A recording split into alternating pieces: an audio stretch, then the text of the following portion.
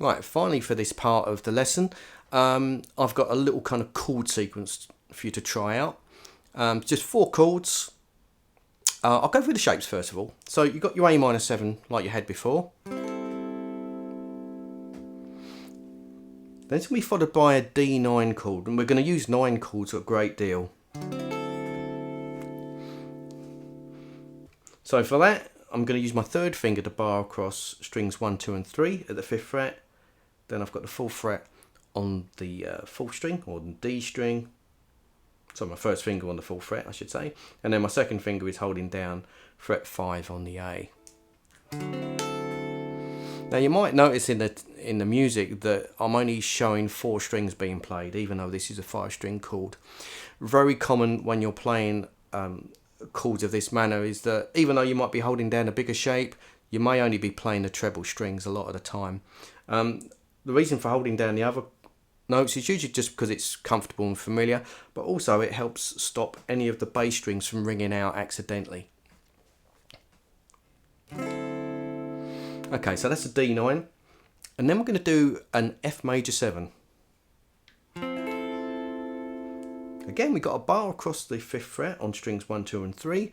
This time I'm using my little finger, and I'm using my index finger to play the 3rd fret on the D string. And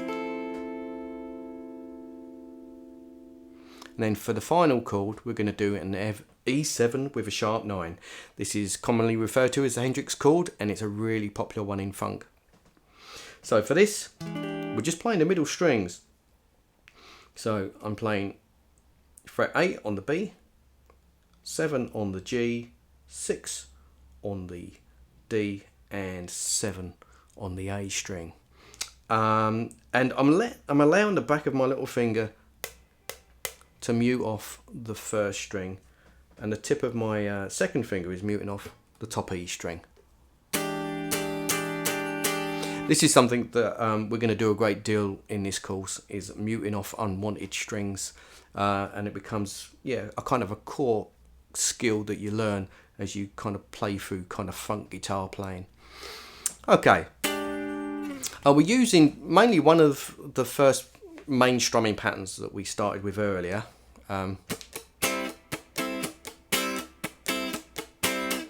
The one that I said sounded similar to Daft Punk Get Lucky. It's that one.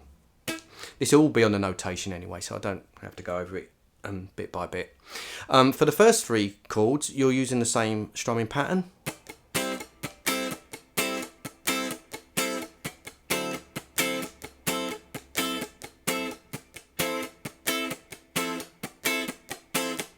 And then on the last chord, the E7 sharp 9, I've just swapped it. I just added, I think looking at it, I just added a down strum on the 1st beat.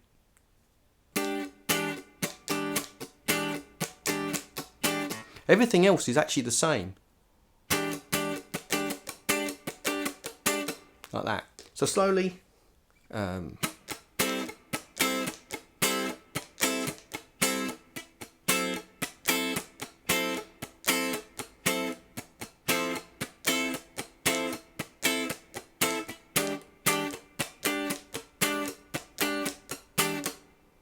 Like so.